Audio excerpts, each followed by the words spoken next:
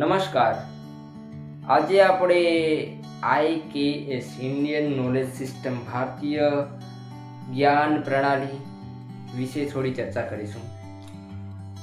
IKS નું પૂરું નામ ઇન્ડિયન નોલેજ સિસ્ટમ અંગ્રેજીમાં થાય છે. ગુજરાતીમાં તેને ભારતીય જ્ઞાન પ્રણાલી અથવા તો ભારતીય જ્ઞાન પરંપરા કહેવામાં આવે છે.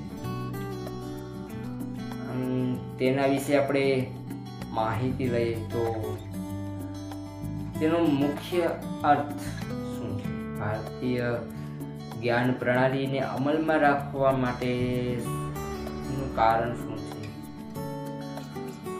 આદિકાળથી ભારતમાં જે જ્ઞાન, વિજ્ઞાન, કળા અને તત્વજ્ઞાનનો વિકાસ થયો છે તેને સામૂહિક રીતે IKS નામ આપ્યું છે, એટલે કે ભારતીય જ્ઞાન પ્રણાલી. તેમાં વેદ, ઉપનિષદ અને અન્ય પ્રાચીન ગ્રંથોમાં રહેલા જ્ઞાનનો સમાવેશ થાય છે. તેમાં કયા કયા વિષયો આવે છે? ભારતીય જ્ઞાન પ્રણાલીમાં, ભારતીય જ્ઞાન પરંપરામાં જે આપણો એક સબ્જેક્ટ છે એમાં કયા કયા વિષયોનો અત્યારે સમાવેશ કરવામાં આવ્યો છે? IKS માત્ર ધાર્મિક પુસ્તકો અથવા તો ધાર્મિક ગ્રંથો પૂરતું જ સીમિત નથી અને સીમિત રાખ્યું પણ નથી. તેમાં વિજ્ઞાન અને ગણિતનો પણ સમાવેશ થાય છે. પ્રાચીન ગણિત, વૈદિક ગણિત, ખગોળશાસ્ત્ર અને ધાતુશાસ્ત્ર આવા જે આપણા ભારતના પ્રાચીન અને ખૂબ જૂના કળાના, વિજ્ઞાનના, જ્ઞાનના જે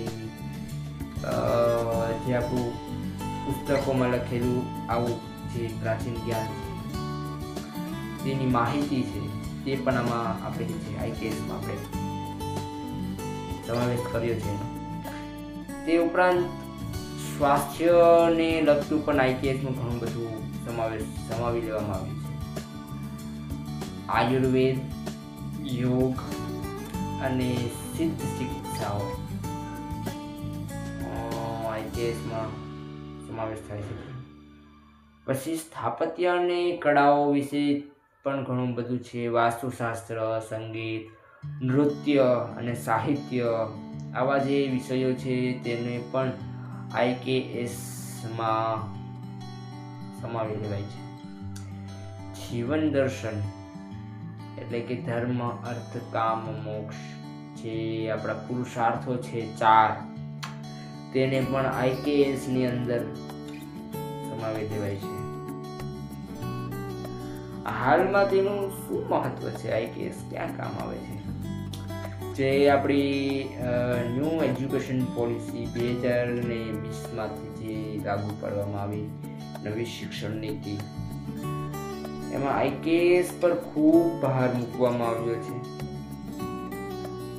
તેના ઉદ્દેશ્યો એ છે કે આધુનિક શિક્ષણનો સાથે સાથે વિદ્યાર્થીઓ ભારતીયોની આપણી જે પ્રાચીન શોધખોળો છે, આપણી જે વિચારસરણી છે, વિચારધારા છે તેનાથી પણ પરિચિત થાય, આપણી સંસ્કૃતિથી પરિચિત થાય, આપણી કળાથી પરિચિત થાય, આપણા સાહિત્યથી પરિચિત થાય અને આપણા જે તત્વમાં રહેલ છે, જે આપણું મૂળ છે, જેનાથી આપણા સંસ્કારો વિકસે છે, જે આપણા વેદોનો સાર છે, જે આપણું સાહિત્ય છે જે અઢળક છે, ખૂબ વિસ્તરેલું છે, ઊંડું, ગહેરું, તેને સમજી શકીએ, તેનો અર્થ જાણી શકીએ, તેમાં શું છે તે સમજી શકીએ.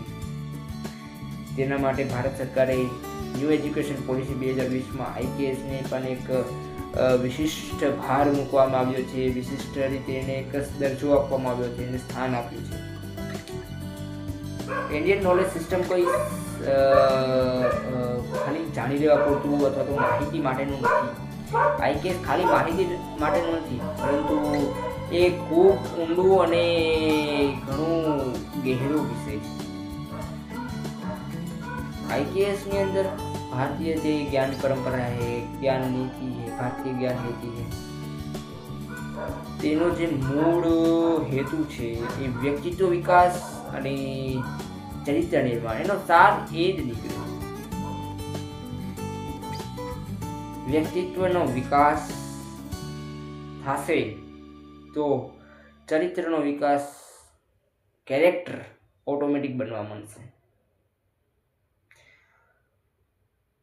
ફરી મળીશું નવા વિડીયો સાથે, નવા કોન્ટેન્ટ સાથે. જય હિન્દ, જય ભારત.